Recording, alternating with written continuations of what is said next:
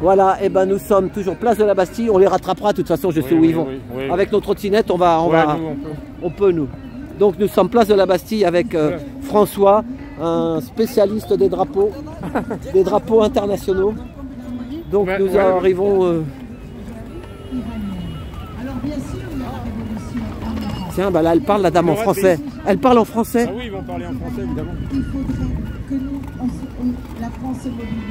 Bien sûr qu'il y a le Hezbollah, bien sûr qu'il y a la Syrie. Heureusement que tu es avec moi parce que tout seul... Les Iraniens financent. Parce que tu sais, des fois ils ont des... Les Iraniens, c'est aussi eux qui fournissent des drones à la Russie pour tirer sur l'Ukraine.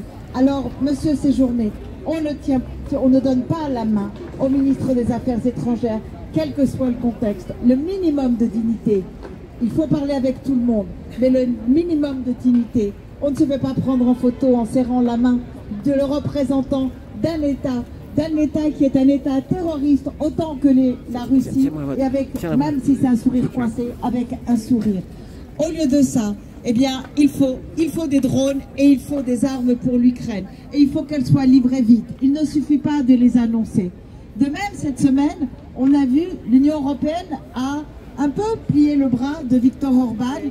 Il y a 50 milliards d'aides qui sont envoyées à l'Ukraine. Et ça, c'est une très très bonne chose et on peut remercier l'Union européenne. Parce que M. Orban, c'est une autre honte de ce continent. Et moi, ce que je voudrais dire à nos collègues français, à tous ceux qui peuvent nous entendre ici, on a beaucoup entendu au niveau des agriculteurs, et Albert le rappelait mercredi prochain, le poulet ukrainien, le blé ukrainien. Mais on a entendu aussi la tomate espagnole, la fraise espagnole, et on a entendu plein de choses. Bien, ce qu'il faut se dire, c'est que au lieu de cibler les Ukrainiens, les Espagnols et tous ceux qui ont besoin, eh bien, il ferait mieux de cibler l'industrie agroalimentaire et notamment celles qui s'enrichissent sur le dos en Russie et qui financent les efforts de guerre en Russie. Et c'est les agriculteurs qu'il faut soutenir, mais on ne les monte pas les uns contre les autres.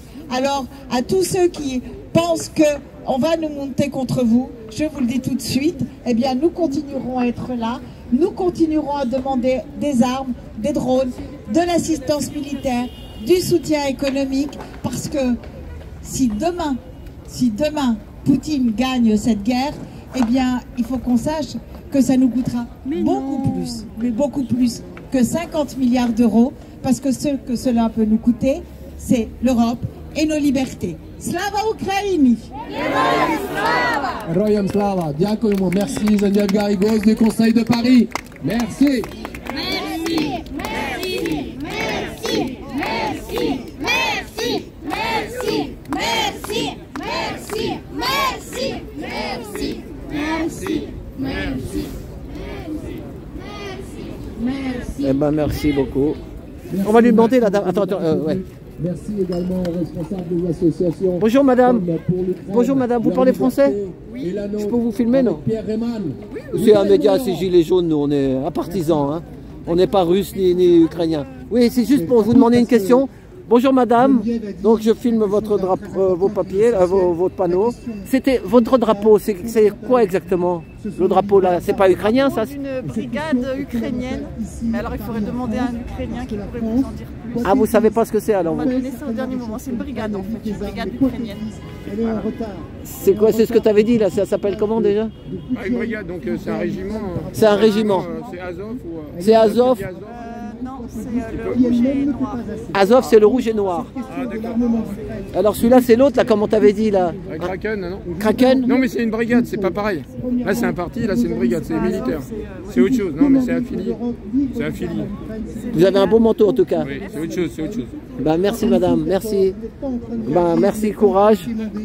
Vous demandez ce qui est fondamental. Voilà, il y a encore un peu de discours, tu me dis quand on a marre. Hein. Et pour la liberté de l'Europe. Et cette idée-là, qui était une idée un peu abstraite encore il y a quelques mois, je pense qu'elle pénètre et qu'elle arrive. Donc ils ont bien dit merci pour les 50 milliards. C'est ça, non? Merci pour les 50 milliards. Si on laisse Poutine gagner, c'est l'Europe qui est menacée. Nous, on le sait depuis longtemps. Les Ukrainiens qui se battent le savent encore mieux que nous, mais c'est important. La semaine dernière, vous avez dit ici qu'une tribune importante serait publiée dans Le Monde. Elle l'a été. C'est une tribune signée par 5 généraux de l'armée, une tribune que nous avons initiée.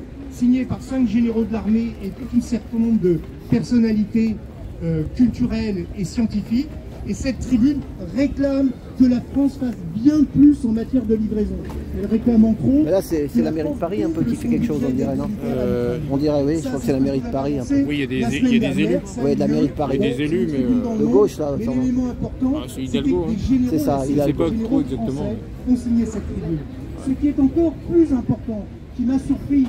Le drapeau syrien, de l'armée syrienne libre. Regarde, tu as un drapeau syrien de l'armée syrienne libre. Ah oui. C'est l'opposition à Fès el pour voir la liste des Ah oui. signataires. Ouais. Et on arrivait sur notre site. Et quand voilà, on arrivait là, bon, c'est pas étonnant, tout en bas, il y c'est avait, logique. si vous voulez C'est dans la signer logique. aussi cette Ah ouais, c'est affaire, Comme il y a partenariat rentrez-vous géostratégique entre la Russie plusieurs et la milliers de Syrie. personnes, en Là, c'est l'espace l'opposition de 4 syrienne, jours, donc ont déjà évidemment. signé ici. Tout ça, c'est d'une Qu'est-ce que logique. j'en déduis ? Il y en aura Mais pas à la 100 fin, ils arrivent à retrouver bien leur construit. petit là-dedans, c'est compliqué. Hein. Ah ouais, non, mais là. Alliance des femmes, par contre, je sais qu'il pas. faut livrer des armes. Prenons un pays aussi pacifiste que la France, pour qui la guerre, à juste titre, est quelque chose qu'il faut éviter à tout Dans prix. Napoléon Bonaparte, 1 million d'hommes, la grande armée, c'est pas aussi pacifiste que tout ça. Jusqu'à présent, ces gens tout d'un coup disent oui, c'est vrai, il faut livrer plus d'armes à l'Ukraine. Et cette question, elle va nous occuper dans les semaines qui viennent. J'espère qu'on aura l'occasion d'en reparler. Ouais, peut-être qu'ils vont Elle va prendre nous l'argent occuper et à on leur donne travers les 50 élections milliards européennes. et ils vont leur donner des obus à la place et puis ils vont payer les armes avec. L'argent part, il revient dans la caisse. Oui, il faut faire Non. plus pour l'Ukraine. Oui, mais l'argent, évidemment. Mais les bombes, elles sont prêtes déjà, peut-être qu'ils attendent de les vendre. Et les stocks, peut-être qu'il y a un stock de bombes à revendre. Des stocks, ils en ont, mais ça se fabrique. Le sommet européen va dégager 50 milliards sur 4 ans. C'est déjà beaucoup, sur 4 ans. Sur 4 Mais il va ans, falloir 5 beaucoup ans. plus en matière d'armes, on le sait. Il y a une énorme réserve d'argent qui est disponible en Belgique aujourd'hui, qui sont les quelques peut-être 300 milliards d'avoirs russes qui ont été gelés à l'occasion de la guerre. Gelé ne veut pas dire saisi. C'est-à-dire que cet argent, C'est gelé. Il Faut mettre du sel dessus, ça va dégeler. Mais il reste la propriété russe. Il n'est pas facile de le prendre parce qu'il y a des réglementations internationales, tout ce que l'on veut. T'as vu les C'est gants pas, blancs qu'il a, c'est le pas photographe clair, tout d'un coup, on va décider qu'on va prendre cet argent.